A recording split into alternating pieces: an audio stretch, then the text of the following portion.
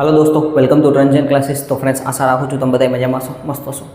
તો GSSB એટલે કે ગુજરાત ગૌણ સેવા પસંદગી મંડળની અંદર અત્યારે વાયરમેન વર્ગ 3ની પરીક્ષા મતલબ કે વેકેન્સી બહાર પડેલી છે, બરાબર। હવે એની અંદર જે પરીક્ષા પદ્ધતિની અંદર 30 માર્કનું આપણે મેથ્સ તૈયાર કરવાનું છે, બરાબર। એટલે તમને લખેલું છે ગાણિતિક કસોટીઓ 30 માર્કનું છે। તો આ જે ગાણિતિક કસોટીઓ છે એની અંદર આપણે કયા લેવલનું ને કયા કયા ટોપિક તૈયાર કરવા જોઈએ એના વિશે આપણે આ વિડીયોની અંદર ચર્ચા કરવાના છે, બરાબર। જેથી જેટલા પણ વિદ્યાર્થી મિત્રોના ઘણા બધા વિદ્યાર્થી મિત્રોના પ્રશ્નો હતા કે સર આમાં કેટલું તૈયાર કરવું જોઈએ, કયા લેવલનું તૈયાર કરવું જોઈએ, બરાબર। તો એના માટે આપણે આ વિડીયોની અંદર ચર્ચા કરતા જઈશું, બરાબર। હવે સૌથી પહેલાં તો કે ભાઈ આપણું વાયરમેન વર્ગ 3 ગાણિતિક કસોટીઓ એટલે ગણિત વિશે આ વિડીયોની અંદર ચર્ચા કરશું। ત્યાર પછી આપણે રિઝનિંગ કેમ તૈયાર કરવું એનો પણ અલગ વિડીયો બનાવીશ, એટલે તમને આઈડિયા આવતો જાય ભાઈ એક સ્પેસિફિક સબ્જેક્ટની અંદર આપણે કેવી રીતના તૈયારી કરવી જોઈએ। 30 માર્કનું તમને પૂછાવાનું છે ટોટલ। આપણે તમને આઈડિયા છે કે આપણું 210 માર્કનું પેપર છે, એમાં 30 માર્કનું મેથ્સ હશે એટલે કે ગણિત, 30 માર્કનું રિઝનિંગ આવશે, બરાબર। 30 માર્કનું આપણે બંધારણ, ગુજરાતી, અંગ્રેજી અને વર્તમાન પ્રવાહ એ બધું થઈને ટોટલ આ બધા 30 માર્ક થયા। 120 માર્કનું આપણું ટેકનિકલ થશે એટલે કે આપણે જે વાયરમેન ને ઇલેક્ટ્રિશિયનમાં જે ભણેલા છીએ, બરાબર। તો basic electrical machine, power system, ત્યાર પછી આપણે એટલે પાવર સિસ્ટમની અંદર જનરેશન, ટ્રાન્સમિશન, ડિસ્ટ્રીબ્યુશન આવી જશે, પછી મેજરમેન્ટ છે, સ્વિચ ગિયર પ્રોટેક્શન, એ બધું કવર થશે, બરાબર। હવે અહીંથી તમે જોતા જાઓ તો કે અહીંયા તમે જનરલી જુઓ ને તો 12-13 ટોપિક જેવું થાય છે, જે તમારે તૈયાર કરો ને એટલે તમે 30માંથી સારો સ્કોર કરી શકો, બરાબર।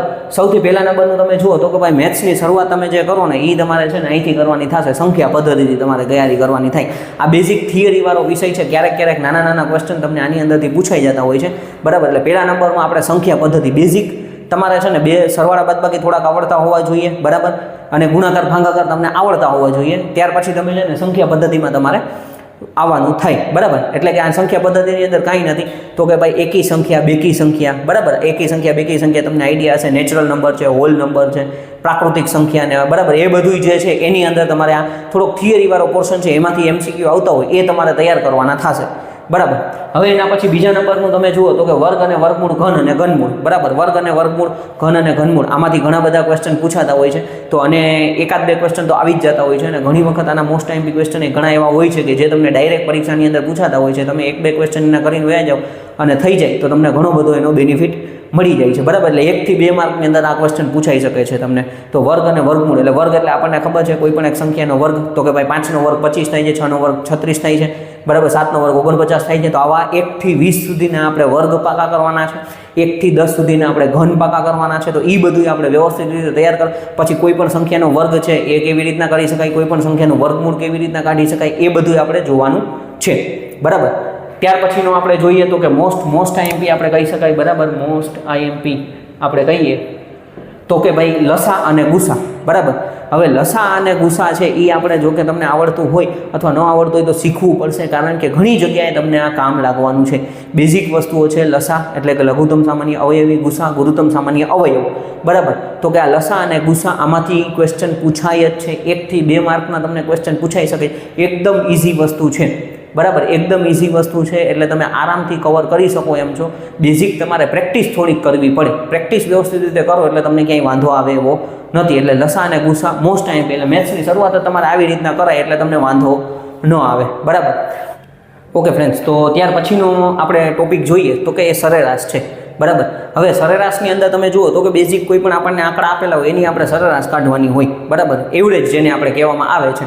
હવે સરેરાશની અંદર તમે જુઓ અમુક બુકો એવી હોય કે જેમાં સરેરાશની અંદર જ મધ્યક બહુલક આવતું હોય છે, અમુકમાં એવું હોય કે એ મધ્યક બહુલક અલગ આવી જતું હોય છે, બરાબર। પણ આમ જોવા જઈએ તો બધું એક જ છે, બરાબર। એટલે ચોથા નંબરનો IMP ટોપિક આપણે સરેરાશ કહી શકીએ। સરેરાશમાંથી પણ હર વખતે એકાદ બે ક્વેશ્ચન આવતા જ હોય છે, તો આ પણ આપણા માટે મોસ્ટ IMP ટોપિક કહી શકાય, બરાબર। ત્યાર પછી તમે જુઓ તો કે ગુણોત્તર અને પ્રમાણ મોસ્ટ IMP અહીંથી હવે જે બધાય છે બધાયમાંથી એક બે ક્વેશ્ચન આવવાના જ છે, બરાબર। એટલે ગુણોત્તર અને પ્રમાણમાંથી આપણે ક્વેશ્ચન લેવાના છે, એ પૂછાતા હોય છે, એ આપણે વ્યવસ્થિત રીતે તૈયાર કરવું પડશે, બરાબર। ગુણોત્તરના બેઝિક અમુક 4-5 મેથડ હોય એ તમે વ્યવસ્થિત રીતે તૈયાર કરી લો એટલે તમને પ્રોબ્લેમ ન આવે। બીજું કે ITIની પરીક્ષા છે તો એનો મતલબ આનું લેવલ થોડુંક ઓછું હોઈ શકે, કારણ કે જે ડિપ્લોમા અથવા ડિગ્રી લેવલની જે પરીક્ષાની અંદર મેથ્સ પૂછાતું હોય એના કરતાં થોડુંક ડાઉન રાખવું પડે, કારણ કે ITIના વિદ્યાર્થી એટલું બધું કવર ન કરી શકે, બરાબર। એટલે ગુણોત્તર અને પ્રમાણ બેઝિક લેવલનું આપણે તૈયાર કરવાનું થાય।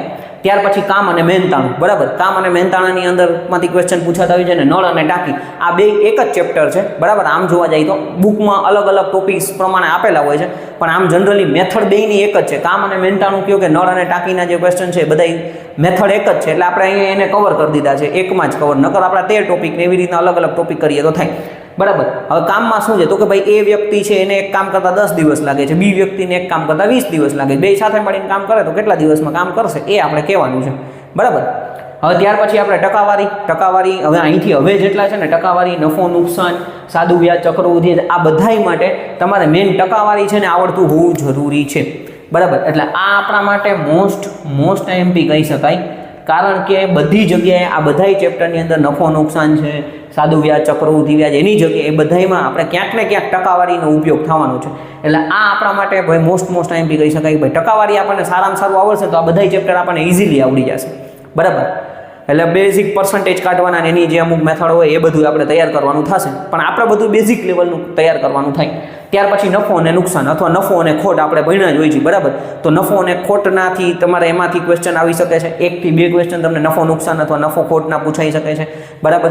ત્યાર પછીના ટોપિક આપણે આગળ જોઈએ તો કે સાદું વ્યાજ, બરાબર. સાદું વ્યાજ અને ચક્રવૃદ્ધિ વ્યાજ. સાદું વ્યાજ આપણે બધા 8મા 9મા ધોરણમાં ભણી ગયા હોય છે, ચક્રવૃદ્ધિ વ્યાજ એ ભણી ગયા હોય છે, બરાબર. બેઝિક વસ્તુ છે સાદું વ્યાજ ને ચક્રવૃદ્ધિ વ્યાજ. આ બે ચેપ્ટર એક લાઇનમાં જ લેવા પડે, એટલે તમારે બે એકની હારે તૈયાર થઈ જાય. અને આપણે બેઝિક લેવલ પ્રમાણે ગણતરી કરીએ એટલે બહુ ઇઝી ચેપ્ટર કહી શકાય. સાદું વ્યાજ તો સાવ ઇઝી છે, તમારા થોડુંક બધા છોકરાઓને અઘરું પડી શકે તો થોડુંક ચક્રવૃદ્ધિ વ્યાજમાં કરે, પણ વ્યવસ્થિત રીતે તૈયાર કરો તો ક્યાંય વાંધો આવે એવો નથી. ત્યાર પછી મોસ્ટ આઈએમપી આપણે સમય અને અંતર, બરાબર. સમય અને અંતર તો કે ભાઈ સ્પીડ અને ડિસ્ટન્સ જેને કહેવામાં આવે છે. તો સમય અને અંતરની અંદર તમે જુઓ તો સમય અને અંતરની અંદર ટ્રેનના દાખલા આવી જાય, બરાબર. સમય અને ડિસ્ટન્સ તો કે એક જગ્યાએથી કેટલા કલાક આપણે શું કહેવાય કે ભાઈ આટલા કિલોમીટર પર અવરની સ્પીડે જાય છે તો કેટલી કલાકમાં અહીંયા પહોંચશે, બરાબર. પછી ટ્રેનના દાખલા આવી જાય, હોડીના દાખલા આની અંદર જ આપણે કવર કરી લઈએ. એટલે બધું અલગ અલગ નથી લખ્યું કે ભાઈ સમય અને અંતર આવે ને એટલે એનો મતલબ એ બધા જે સબ ટોપિક છે ને બધા આની અંદર તમારે કવર કરવાના થાય. એટલે ટ્રેનના દાખલા તમને પૂછાતા હોય છે તો એ ખરેખર આમ જોવા જાય તો સમય અને અંતરમાંથી જ પૂછાતા હોય છે, બરાબર. એટલે એ બધું આપણે વ્યવસ્થિત રીતે તૈયાર કરવાનું થશે. છેલ્લે સાદું રૂપ આપેલું છે, જોકે સાદું રૂપ પહેલાં લખવાનું હતું પણ હવે ત્યાં છેલ્લે મને મગજમાં આવ્યું એટલે સાદું રૂપ છે, સિમ્પ્લિફિકેશન જેને કહેવામાં આવે છે. હવે સાદું રૂપમાં બેઝિક શું હોય છે તો કે ભાગુ સબાનો નિયમ લાગુ પડતો હોય છે, બરાબર.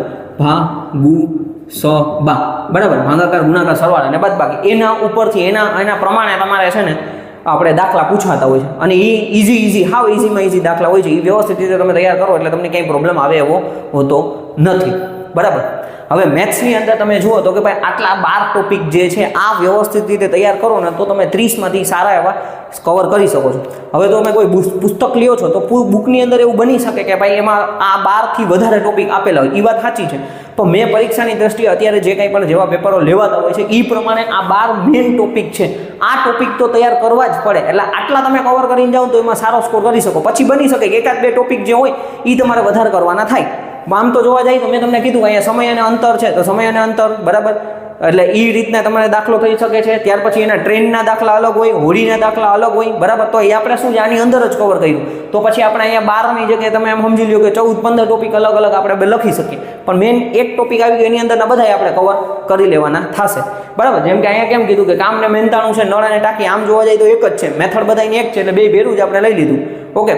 તો એટલે બુકની અંદર તો ઘણા બધા ટોપિક હોઈ શકે, પણ મેન આપણે સૌથી મહત્વની વસ્તુ છે કે ભાઈ આપણે બેઝિક બધું તૈયાર કરવાનું થશે, બરાબર. એટલે બહુ એડવાન્સ લેવલમાં જવાની જરૂર નથી, બેઝિકલી રીતે તમે વ્યવસ્થિત રીતે તૈયાર કરી લો તો તમને પ્રોબ્લેમ ના આવે. અને જે લોકોને સરવાળા બાદબાકી ગુણાકાર ભાગાકારમાં પ્રશ્ન પડતા હોય તો એ થોડું બેઝિક સરવાળા બાદબાકી ગુણાકાર ભાગાકાર તૈયાર ચાલુ કરે, બરાબર. કે ભાઈ તૈયારી થોડીક બેઝિક તૈયારી કરવી પડશે. પાડા પાકા કરો, પાડા છે ને આપણને ખાસ આવડતા હોવા જોઈએ. જો આની અંદર લાગુ હોય તો તમારે મહેનત કરવી જોશે, બરાબર. એટલે આટલા ટોપિક તમે વ્યવસ્થિત રીતે કરશો તો તમને કંઈ પ્રોબ્લેમ નહીં આવે, બરાબર.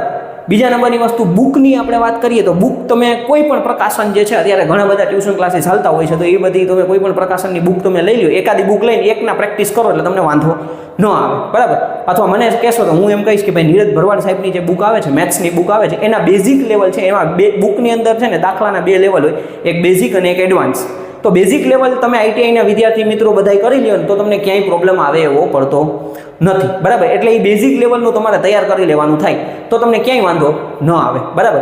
પછી આવી રીતના ઘણા બધા પીડીએફ મટીરિયલ મળતા હોય છે, તો એ દાખલાની પ્રેક્ટિસ કરાય, જૂના પેપરો સોલ્વ કરાય, એટલે આપણને આઈડિયા આવતો જાય કે ભાઈ આવા આવા ક્વેશ્ચન પૂછાય છે, તો આપણે આવા લેવલનું આપણે તૈયારી કરી તો આપણને પ્રોબ્લેમ ના આવે, બરાબર. તો એ રીતના તમે કોઈ પણ બુક તમે તમારી રીતે તમે જાતે જોઈને તમને જેમાં મજા આવે એ બુક તમે પરચેસ કરી શકો છો. હું એવું નથી કહેતો કોઈ એક જ બુક લ્યો, બરાબર. તમે આપણે બુક સ્ટોરે જાઓ અને ત્યાંથી તમને જે મજા આવે એવા કોઈ પણ એક કે બે પ્રકાશન જુઓ ને એમાંથી તમને જે મજા આવે એ તમે કોઈ એક બુક પરચેસ કરી શકો છો, બરાબર. એટલે આટલું ખાસ તમારે ધ્યાન રાખવાનું છે મેથ્સની અંદર કેવી રીતના તૈયાર કરવું, બરાબર. તો કે આટલા 12 ટોપિક આપણે તૈયાર કરવાના છે, પછી આની ટેસ્ટ પણ આપવાની છે. ટેસ્ટ માટે પણ આપણે કંઈક વ્યવસ્થા કરશું જેથી તમે આની પણ ટેસ્ટ આપી શકો તો તમને પ્રોબ્લેમ ના આવે, તમને આઈડિયા આવતો જાય કે ભાઈ આવા દાખલા પૂછાય તો આપણે કવર કરી શકશું. ઓકે.